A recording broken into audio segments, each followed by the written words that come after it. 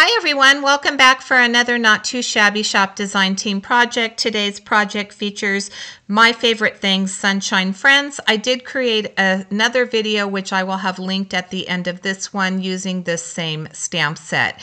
Here's a look at the products from my favorite things. I do have the small brick 6x6 red rubber stamp. I'm also using the Sunshine Friends. I'll be using the gate or the fence, the tree, the duck, and then of course I have a sentiment, and that sentiment reads, "You make me smile." This stamp set did come from the Not Too Shabby Shop.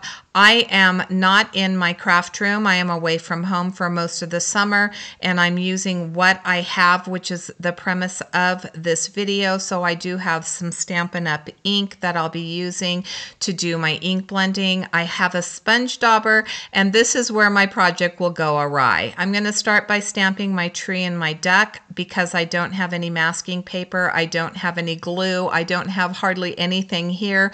I am I did cut out my masks, so I stamped them onto a piece of notebook paper and I cut them out. I want that fence to appear as if it's behind my duck and my tree. So I am very carefully laying those stencils over the top. When I say I don't have any glue, I only have some Scotch wet glue, not the typical glue that I use on the back of my Post-it notes or on other paper. I usually use a Zig two-way glue, which has a tackiness once it dries.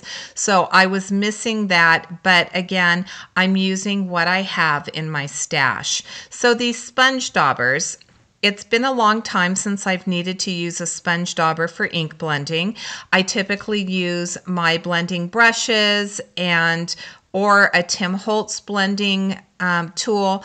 I didn't have either of those things. I did end up finding my blending brushes later on, and I'm trying to blend out this pistachio pudding from Stampin' Up, which again, it's really not an ink that I would normally blend with, but I wanted to see if I could work through this, and eventually I do get this to look decent, but I'm using what I have, which is the point.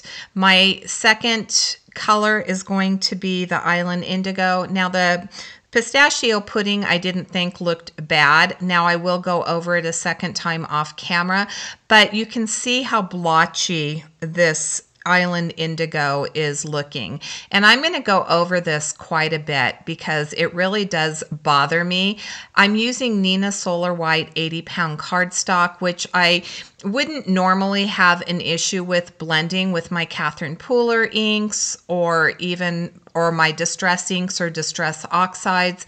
But with that sponge dauber, you can see that I'm just not getting the blend that I would normally want.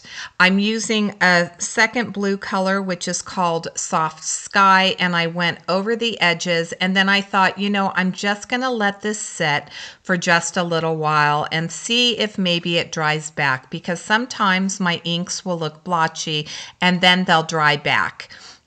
This isn't going to be the case with these inks. I'm coloring my little duck with my darkest color on the right side, and that's a Y17. I blend it out with a Y15, and finally I finish with my highlight, which is going to be a Y13.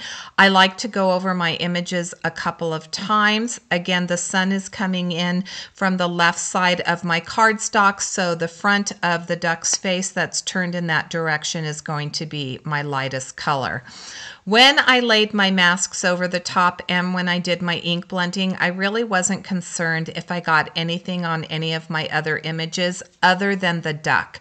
Because I was using a dark color, that blue, and the duck was going to be yellow, I really had to be careful, and with the fence, to make sure that I didn't contaminate those areas.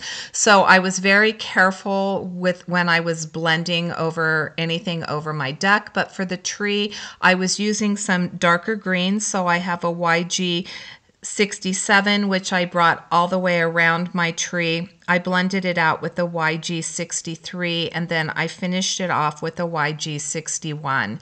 I like high contrast, so I'm going to go over this image a second time, and I'm going to use that darkest color a little more heavy-handed, and that's that 67, and then I'll blend it a little more heavy-handed again with the 63 and finish off with the 61. I believe I colored the individual leaves with the YG67 as well.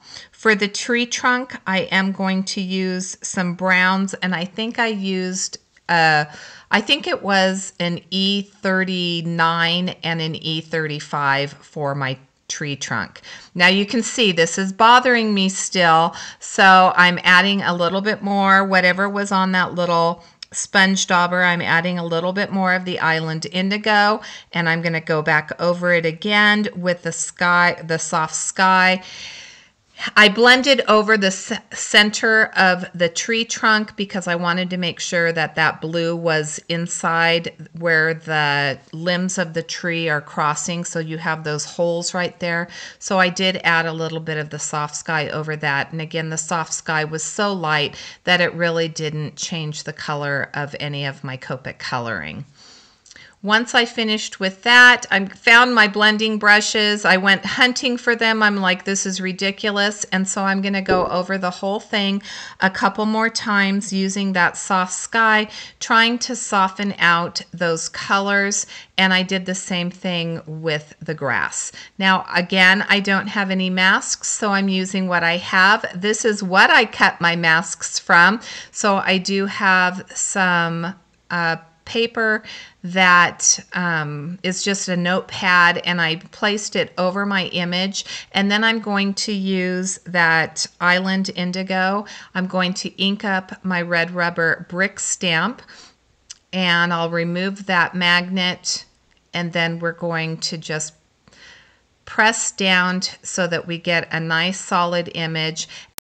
I did forget to hit record, so I'm going to walk you through how I finished my card. You can see I'm still unhappy with the ink blending over on that left-hand side, but I went ahead and cut my card panel down to 3 3/4 by 5 inches, and then the black layer I matted it on was cut to 4 by 5 1/4, and then I adhered both of those pieces to a top folding card base that's 4 1/4 by 5 1/2 inches. I hope this video encouraged you to use what you have in your stash. Even if you don't have all of the products, sometimes you can improvise and overcome, which is what I tried to do in this video.